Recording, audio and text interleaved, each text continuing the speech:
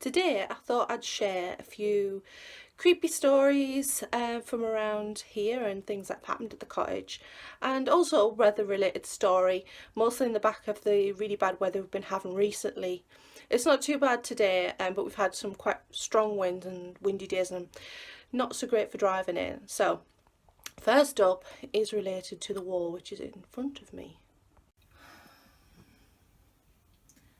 This door here is the bathroom door, and this wall is the bathroom wall, but it didn't originally belong, well, it wasn't originally where it is now. It came all the way out to here, and this here rather is the old exterior wall. This room in here, the living room, was added later on to the original like cottage front, and this wall originally came out an extra foot. Around the corner here is the original doorway into what is now the bathroom. It wouldn't have been a bathroom at the time, it probably would have been a bedroom, there would have been an outside bathroom. This wall is the original tongue and groove, and we discovered this when we cut in this doorway here to make a cupboard under the stairs. Originally the space under the stairs was in the bathroom, and there was a bathtub that went into the space under the stairs, but when we renovated it we squared off the wall and we put a shower in the corner, and the space that was under the stairs was blanked off, and we reopened it this side. Now on this wall it originally had some old plasterboard that had been put on with some really old paper, but when we ripped it off we discovered all this old tongue and groove.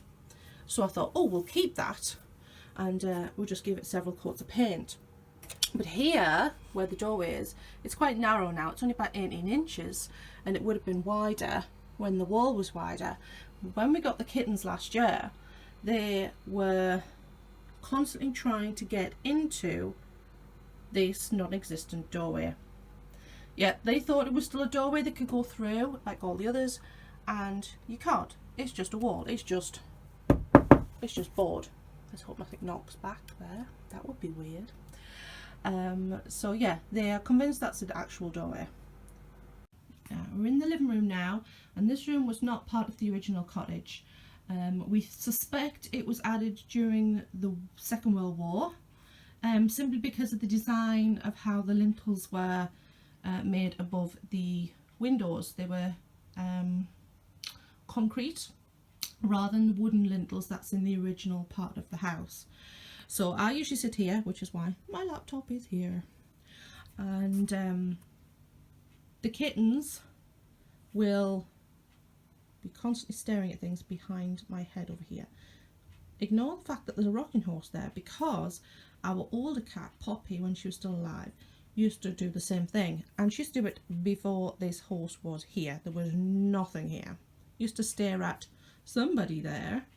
And my mum's old dog Teasel, actually my mum's dog isn't dead, she's just old. My mum's dog Teasel, when they were here on holiday a few years back, she was sat in front of the sofa and she leapt up and started barking at said thing over here again before there was a rocking horse there.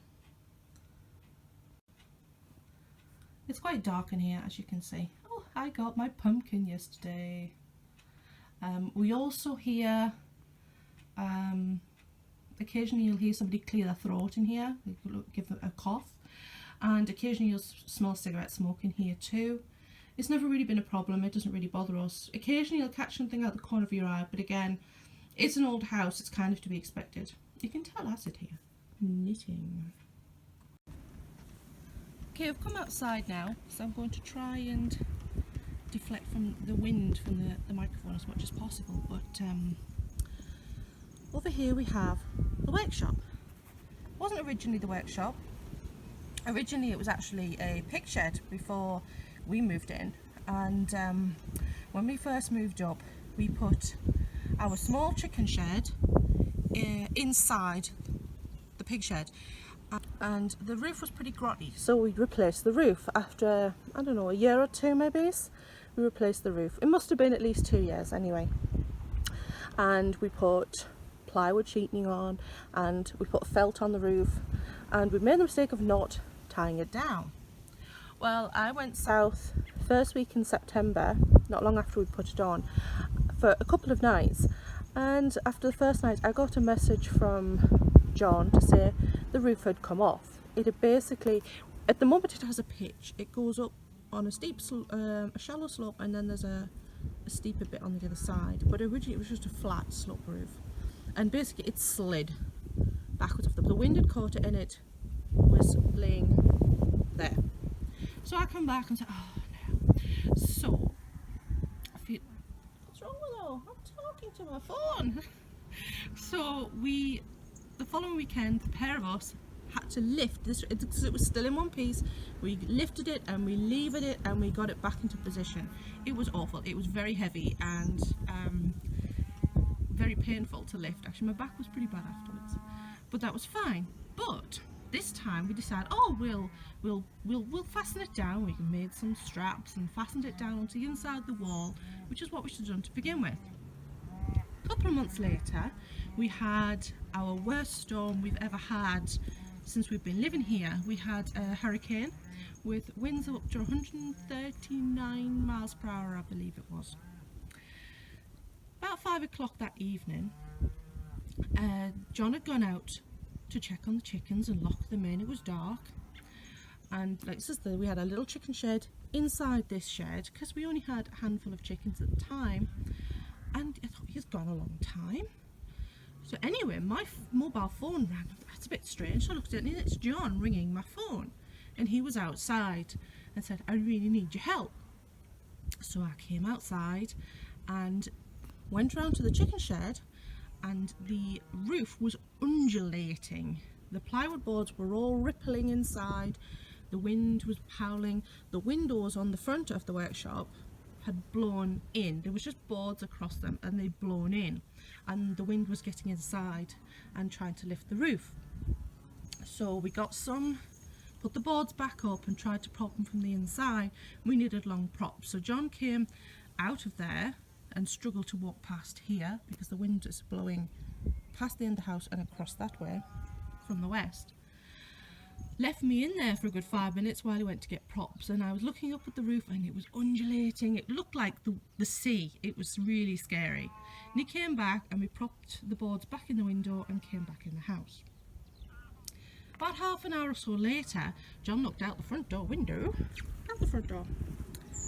The roof had gone. It was no longer there. The roof decided to go for a little journey. Now that roof's quite big. I will try and find out how much it weighs and write it on the screen here. But it came off in one piece, and it had obviously flown to where it landed. And I will show you where it landed. It flew over the front garden, and it went this way. It went over the big trees, didn't touch them, didn't damage them.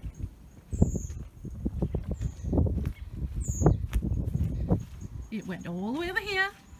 It flew over the top of the van, over the top of the caravan, over the trees. Didn't touch them either. Not a bit of damage.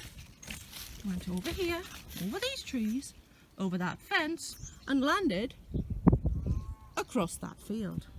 And it was still in one piece. That was a windy day. And that's just how windy it can get up here. That was very, very scary that day. And obviously we had to go and fetch that roof back. What are you doing there, Willow? What are you doing?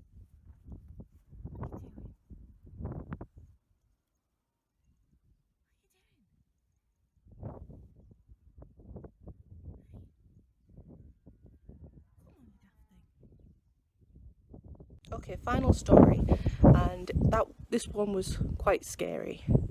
I will turn the video around and give you a commentary on what happened. Okay, we have this courtyard made up of barns, and when we first moved in, we kept firewood in this empty barn over here. So one day, I'm at home alone. It was just the cat in the house, and we had the van, which is dropped to bits now, and is basically a glorified shed, was parked quite upon the courtyard here. And John must have been at work in whatever car we had at the time.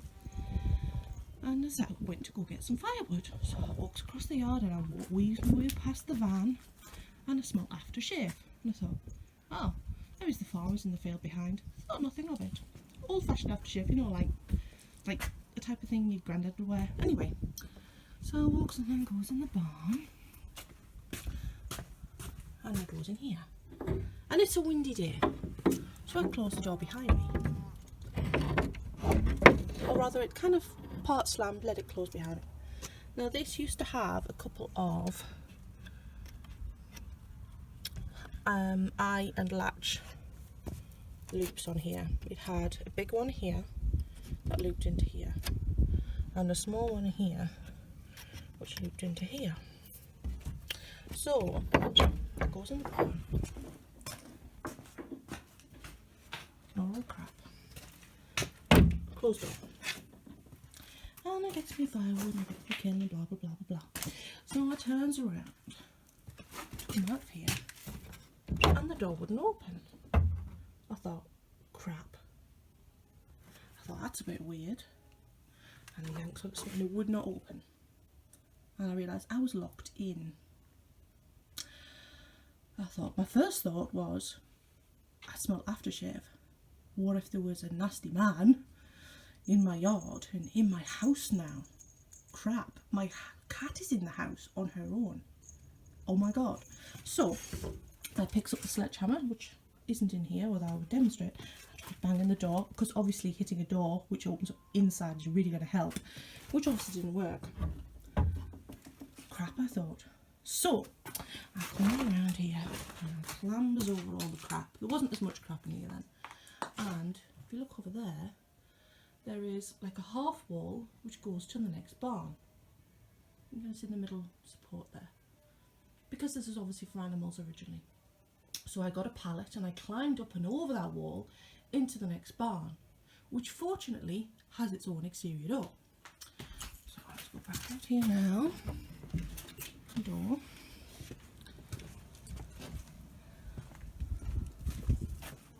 So I open, it comes out this door, comes over to here, and it turns out, I think it was the small one, was locked. It had locked itself. It had gone whoop and hooked in here on its own. Hi Willow, you don't want to go in there. Also, there was nobody here. It was just me. There was nobody in the house, there was nobody in the garden. The door had locked itself. Yeah, that was unnerving.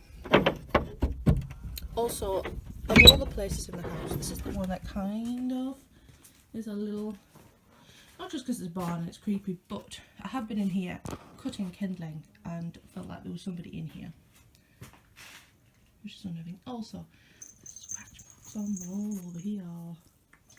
I'll try to sort of photo possibly as well, a close up. But yeah, and this is destined to be our bedroom. Ha ha! One day, yes. Hey Holly, where'd you spring from? What are you doing? What are you doing? Oh, you're in here too, Willow.